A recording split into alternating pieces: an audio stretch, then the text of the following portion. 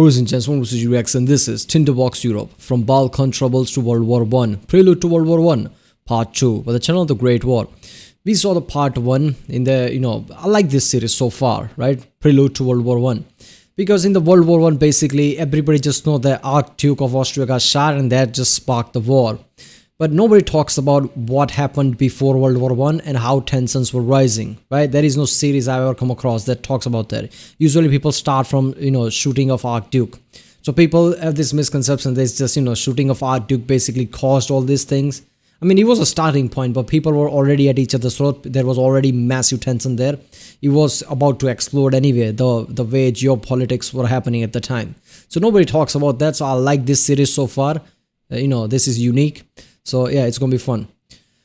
After multiple wars, the Balkan states had gained independence from the Ottoman Empire. And at the same time, Austria-Hungary increased its influence over the region. The second video in our special series about the prelude to World War I is focusing on Southeastern Europe and the Balkans. India explains the rising conflicts between the double monarchy and Serbia. Even before 1914, the Balkan Wars led to unbelievable misery in the area and would have a huge influence later on. This video is part 2 of the 3 special episode dealing with the prelude to war. Yeah, Balkan Wars. I've never seen any series on that. I need to react to that because there are some wars that I literally have no idea about what it's about and why it happened. Balkan Wars is one of them, so I need to watch that after this. So yeah, let's watch this one. This is going to be fun. Remember, if you like my reaction, don't forget to like and subscribe. Check out the reaction, there's a link in the description. Check out the class over plays like history with all of my historical videos, overly sarcastic proxon, oversimplified, CGP Grey, internet historian, Kazakhstan in a nutshell. Yeah, let's watch this. My name is Indy Nidell, and this channel, The Great War, follows World War I week by week exactly 100 years later. But before we can do that properly, we thought we'd give you a little background on Europe in 1914.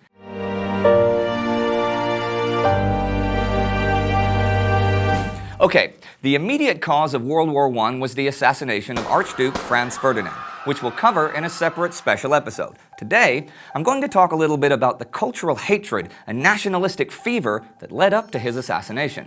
This was something that was happening all over Europe. Heck, it was happening all over the world, but especially in the Balkans. So let's take a look at the Empire of Austria-Hungary and the Balkan nations. Now this empire, even as it still grew, was slowly being torn apart by the tensions of its multi-ethnic states. In particular, Look, I'm not gonna lie, imagine if you had a history teacher like him, right? With all this board and everything. It would be fun. The Slavic ones. Now in 1908, Emperor Franz Joseph had formally annexed Bosnia and Herzegovina. Now this annexation inflamed anti-Austrian hatred throughout the Balkans, but especially in Serbia, who were denied the chance of an Adriatic port by Austrian expansion into 375 miles of predominantly Slavic territory. This also gave Austria a base that she could use for any military adventures against Serbia. Now what you have to realize is that the Slavs were split up between Austria, Serbia, Montenegro, and Bulgaria, and most of them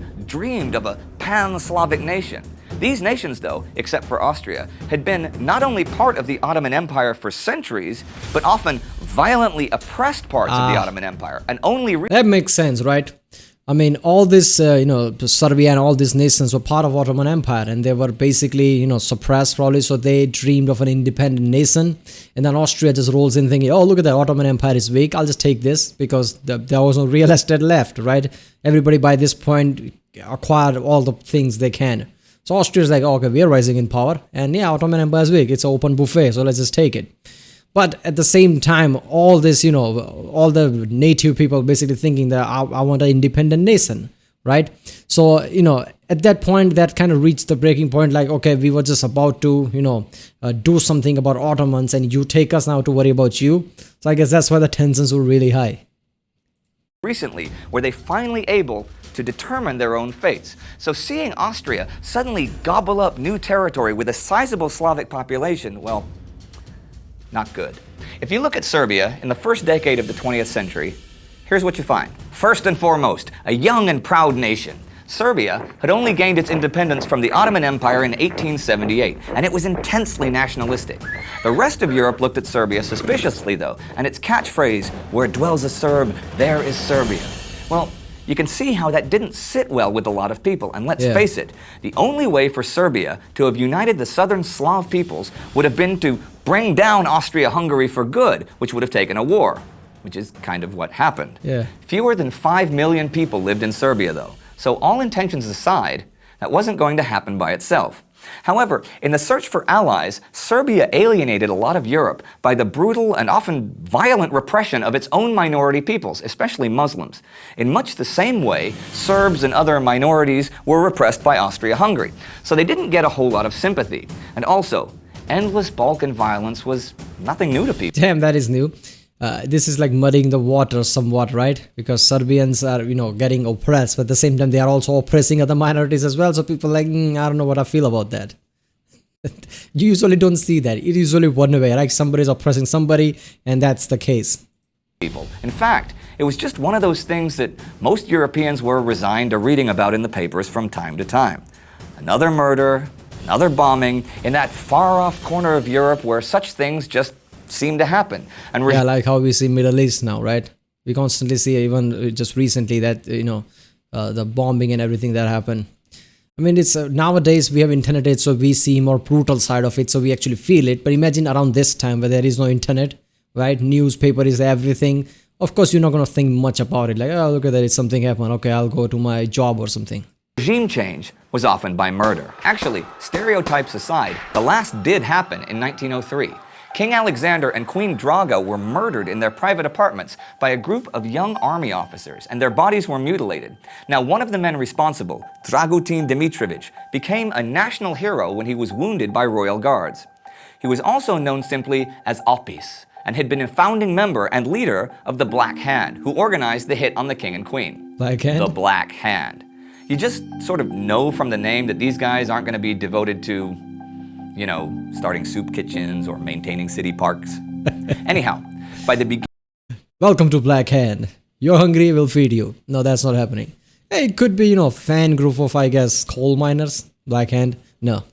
It's definitely, a strong, assassination type of group. Black Hand. You hear something like this, like in Assassin's Creed game or some movie or something. It's a Black Hand. Beginning of the First World War, there were thousands of members of the Black Hand, many of them Serbian army officers and even government officials. And this secret organization did pretty much what you would expect of a terrorist organization: plan political murders, train and equip guerrillas, and so forth. And they, and Serbian nationalist goals in general, had a big boost in 1912 and 1913 from the two Balkan Wars, which I'm going to tell you about right now. Okay, not right now, because to talk about the Balkan Wars, I first have... I'm like, what the fuck? It's a 7-minute video. He already spent 4 minutes into it. He's just gonna talk about Balkan Wars right now? to talk about... That would be a massive summary, right? The Moroccan crises. Now, there were two of these, one in 1905 and one in 1911, and you can look them up for details. But what they very basically and very generally involved was the Kaiser trying to drive a wedge between England and France, and hopefully even form an alliance between Germany and England. But they succeeded in doing the opposite, and made the alliance between France and Britain stronger than ever, and drove a deeper wedge between them and Germany. Another result was that France... But it is like, you're gonna play mind games with us? We wrote the book on that shit. You're gonna do that to us? Yeah, it's not happening. Took control of Morocco. Now, at the time, Britain had Egypt, right? So what happens next is very important. Italy saw Ottoman land being seemingly handed out and thought, I gotta get me some of that. So Italy went to war. Like I said, open buffet. That's what happened to Ottoman by the end, right? Everybody just taking places. Bit of land left, and after World War I, people are like, fuck that. There is no Ottoman anymore. And there you go. We have a Middle East crisis now. Now, because of all the Moroccan foolishness, Italy figured, correctly, that England, France, and Germany would do nothing to stop her. So she attacked the Ottoman Empire. The war lasted less than a month, and Italy successfully took Libya. And the dominoes start to fall. The Balkan states, seeing how easily the weakest of the powers could beat the Ottoman Empire, got together and attacked in the First Balkan War.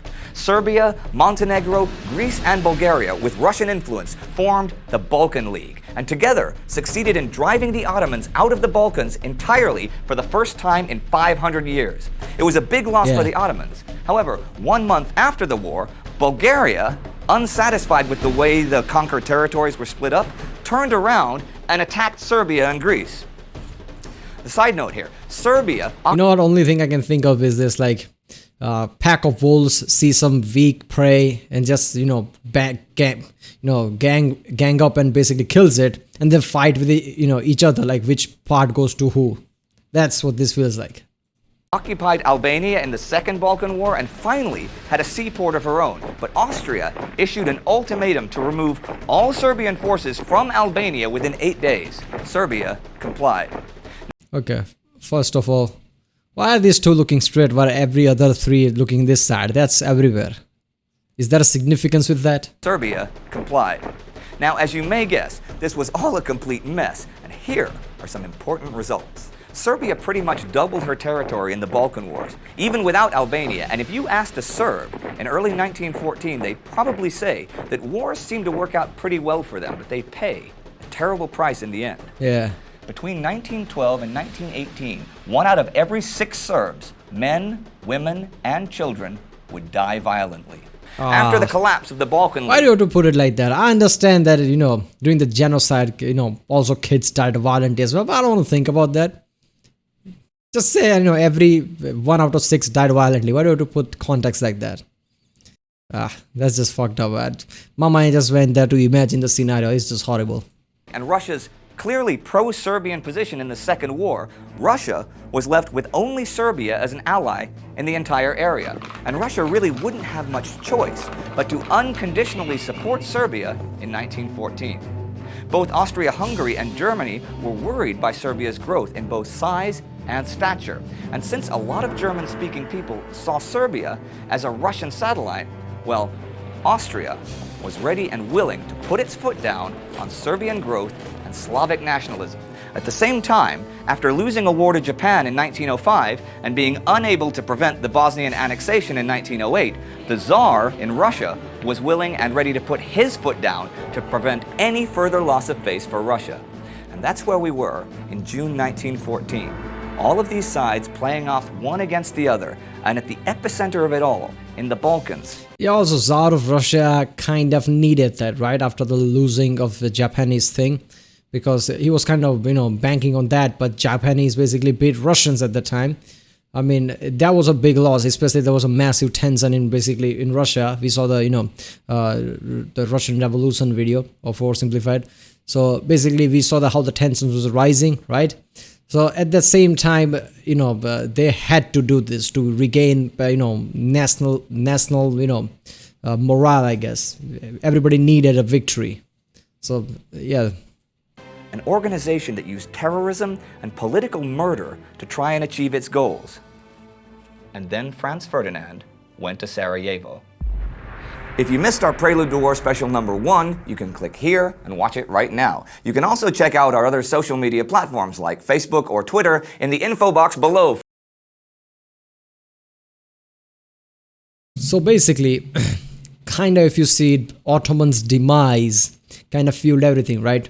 Because obviously Serbia and all the Slavic states were getting oppressed by Ottoman, but at the same time they thought, one day we will be a great nation or something. At the same time, Austria saw how weak Ottoman is and just took the places, right? So now there is tension about that, like Austria just jumped in, what the fuck? So there was a tension there, and Italy and everybody just seeing Ottoman Empire as some, open buffet. I'm just going to take that. So that was happening. At the same time, Archduke of Austria just thought, if I just go in Serbia with drop down, open car, basically everybody will be happy that I'm there.